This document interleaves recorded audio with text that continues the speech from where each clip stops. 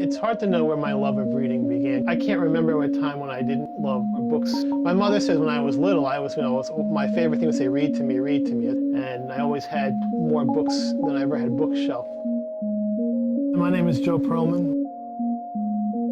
Some of my neighbors think that I'm a bit book obsessed, and maybe after today they won't have any doubt.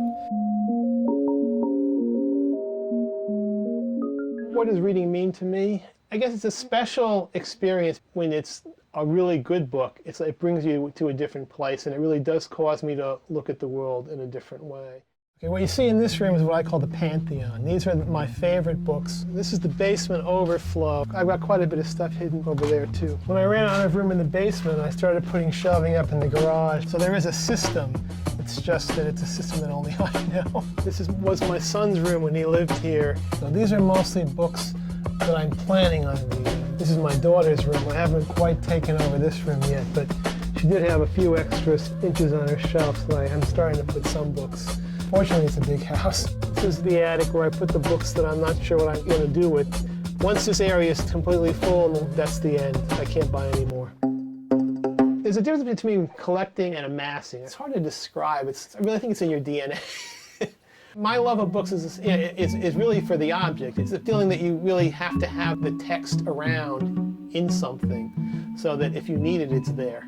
I started collecting seriously around 1975. I started reading about first editions that were collectible.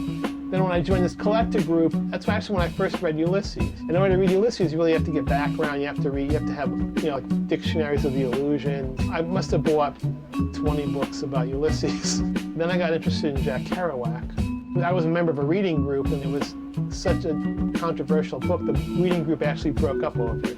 I collect Alice Munro, who I think is one of the greatest underappreciated short story writers living today. And I collect Richard Ford, and he writes really serious, wonderful literary novels about the American scene. I really like foreign literature in translation. That's probably my all-time favorite. Marquez's 100 Years of Solitude. If there was a fire and I was running out, that's probably the one that I would grab. What shocked me when I first read it was that all these books that I'd read before that, these people all borrowed from it. If the book is good and you're really into it, you'll sort of lose track of time and space and you actually go into that world. It's almost like someone else's computer program is going into your own mind. This is a book that I just finished about a week or two ago. It's by Junot Diaz, called The Brief Wondrous Life of Oscar Wilde. It's his first novel. One of the things I love to read are first novels, because generally what people do is they try to put everything they know about life into one book because they think this may be their one shot. It's all about somebody who doesn't really fit in. He's overweight. He's not really a Dominican. He's not really an American.